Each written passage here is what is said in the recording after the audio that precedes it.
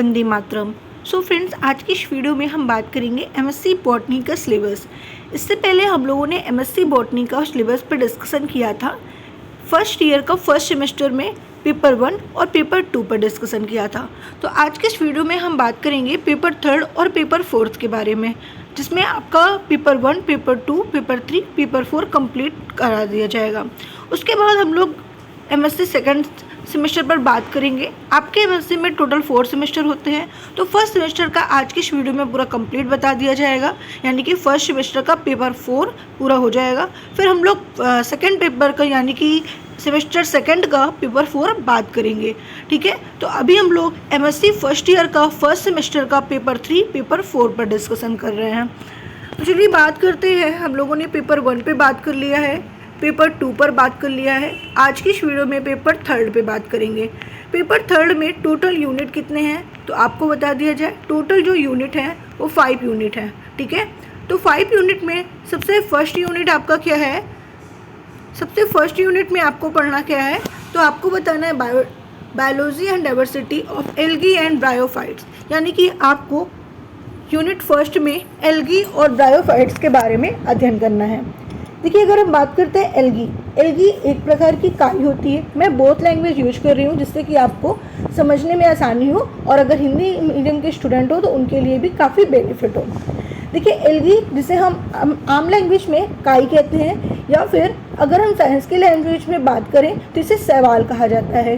काई जैसे कि आपने देखा होगा बरसात के मौसम में दीवारों पे चिपकी होती है, ज़मीन पर चिपकी होती है, उसी काई की हम यहाँ पे बात कर रहे हैं। तो आपको एल्गी के बारे में क्या क्या पढ़ना होगा? Classification and salient features, different classes of algae. ठीक है, उसके बाद एल्गल पिगमेंट क्या होता है, फूड रिजर्व क्या है, ठीक है, फ्लैजेलेशन क्या है, इम्पोर्टेंस इसका क्या है, इसका क्लासिफिकेशन क्या है, थैलस क्या है, उसका ऑर्गेनाइजेशन क्या है, रिप्रोडक्शन क्या है, लाइफ सर्किल पैटर्न क्या है, ये सारी चीज़ें आपको एल्गी की पढ़नी होगी।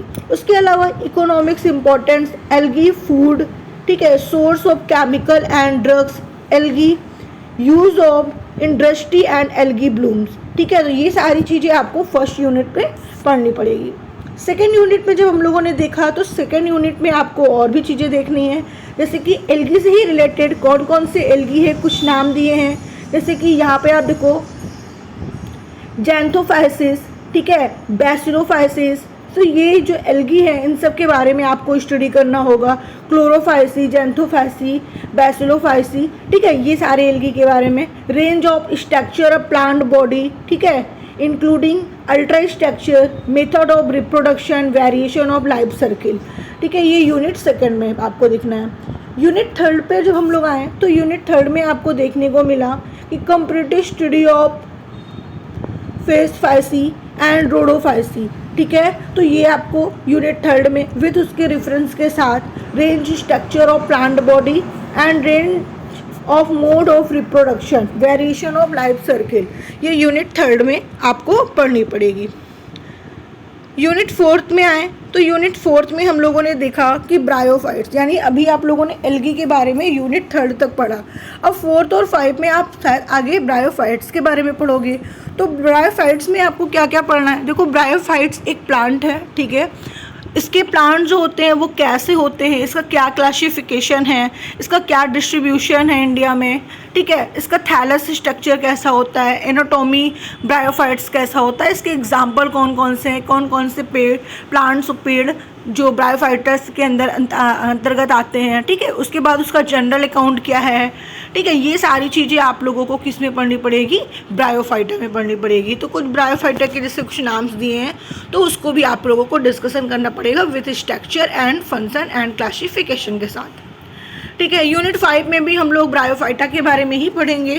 तो और भी चीज़ें हैं जैसे कि ब्रायोफाइटा में इसका इकोलॉजी, इकोनॉमिक्स इम्पोर्टेंस क्या है, ठीक है, इसका इंटर रिलेशनशिप क्या है, ठीक है, वेरियस ग्रुप ऑफ ब्रायोफाइटा क्या है, इसका रिप्रोडक्शन लाइफ हिस्ट्री क्या है, ठीक है, सैप्रोफाइट्स क्या है, ये सारी चीज़ें आप लोगों को ब्रायोफाइट्स में यूनिट 5 में मिलेगी पढ़ने को।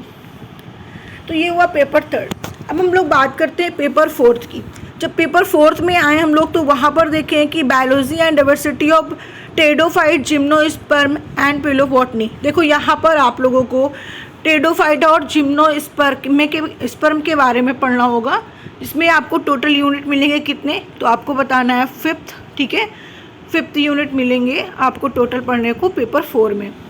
तो टेडोफाइट्स के ये कुछ फीचर्स दिए हैं, क्या क्या चीज़ें आपको टेडोफाइटा में पढ़नी है, क्लासिफिकेशन उसका क्या होता है, कैरेक्टर्स क्या होते हैं, टेडोफाइटा के इंपॉर्टेंस क्या होते हैं, साइलेंट फीचर्स क्या होता है इसका, ठीक है, ऑर्गेनोग्राफी सिस्टमेटिक क्या होता है, रिप्रोडक्शन क्या होता है, ठीक है। उसके बाद कुछ टेडोफाइटा के नेम्स दिए हैं जो आपको पढ़ना पड़ेगा, ठीक है।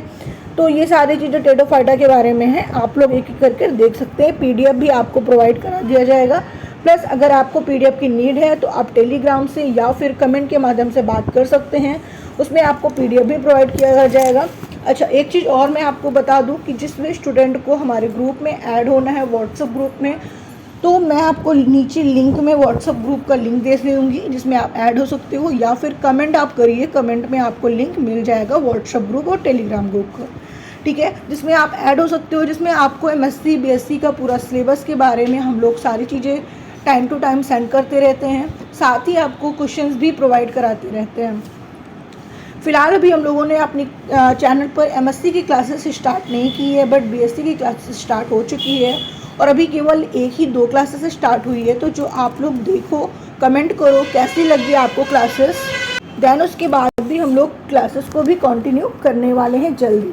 11 से आपकी क्लासेस स्टार्ट हो गई, यानी कि 11 जुलाई से BSc की स्टूडेंट के लिए जूलॉजी की क्लासेस स्टार्ट कर दी गई है, ठीक है। तो जुड़े रहिए हमारे साथ ऐसे ही, और हम आपके लिए ऐसे ही वीडियो लाते रहेंगे।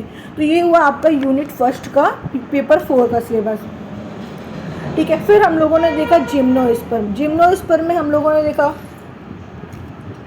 क्या क्या चीज़ें पढ़ने को मिली है, क्लासिफिकेशन, डिस्ट्रीब्यूशन, ठीक है, स्पेशल रेफरेंस क्या है इसका, मॉर्फोलॉजी क्या है इसका, स्ट्रक्चर क्या है, लाइफ हिस्ट्री क्या है, ठीक है। ये सारी चीज़ें आपको जिम्नोस्पर्म में पढ़ने को मिलेगी। तो ये सारे टॉपिक आपके दिए हुए हैं, आप इसे रीड कर सकते हो।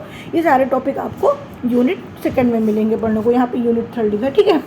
उसके बाद यहाँ पर जो हम लोगों ने देखा, तो यहाँ पे भी आप लोगों को कुछ चीज़ें ध्यान देनी है, ठीक है, जैसे इकोनॉमिक्स इंपॉर्टेंट जिम्नोस्पर्म का क्या है, इवोलो, ठीक है, ये सारी चीज़ें आप लोगों को इसमें ध्यान देनी है।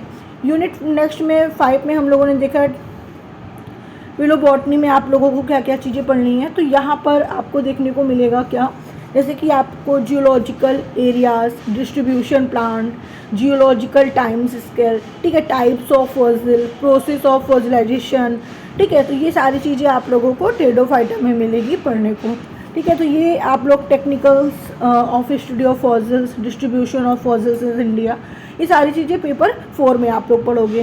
तो एक एक कर आप लोगों को सारे टॉपिक्स कवर करने हैं, पूरे यूनिट्स कवर करने हैं। तो मैंने आपको पेपर 1 से पेपर 4 तक का पूरा सिलेबस बता दिया है। आप लोग चाहे तो शॉर्ट स्क्रीन ले लीजिए या PDF आप ले लीजिए, आपके हमेशा के लिए होगा। नोट्स बना लीजिए या नोट्स में लिख लीजिए, क्योंकि आपका सिलेबस अगर आपके पास है तो आपको पढ़ने में काफ़ी आसानी होगी।